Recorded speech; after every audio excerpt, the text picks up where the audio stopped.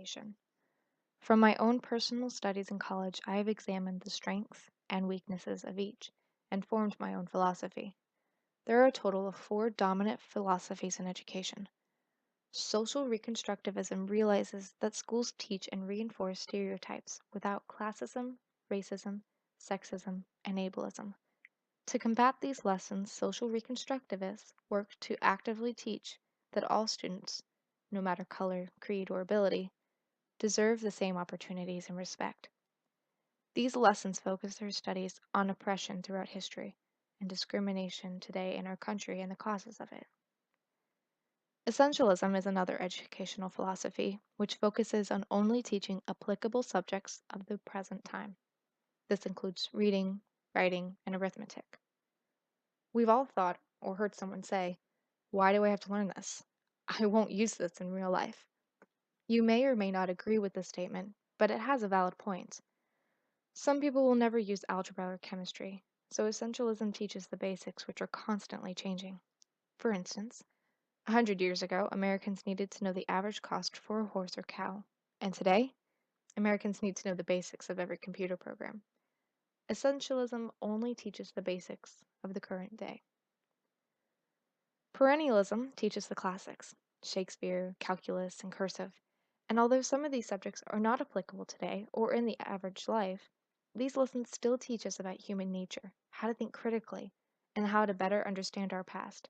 Learning these subjects can be difficult for students and pointless, but if teachers explain why we study the classics, then students will be able to study these things from an objective point of view.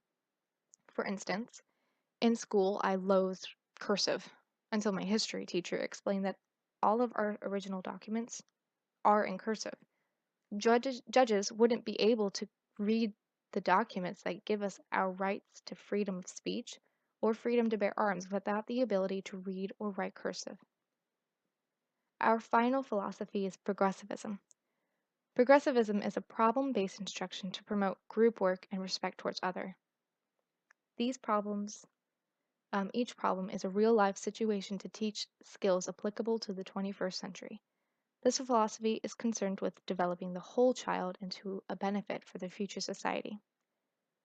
These students learn traits like respect towards peers, opinions, and environments. This philosophy is truly student centered. My personal philosophy is all four of these.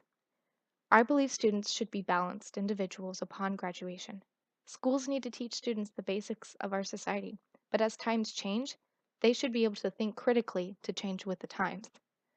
While our culture changes, these students, soon adults, need to promote a safe and non discriminatory environment for everyone. This includes active and strategic actions for many years and a foundation of learned respect towards others and their differences. From going to a Christian school, I was mainly taught perennialism and progressivism, but I was rarely taught social reconstructivism, and I learned the latter philosophy in college. But essentialism and social reconstructivism are just as important as perennialism and progressivism. But I believe all four are needed to create a completely balanced individual who promotes respect, equality, and wisdom. With this philosophy, students will change the world for the better, whether they live in the country, in the suburbs, or in cities.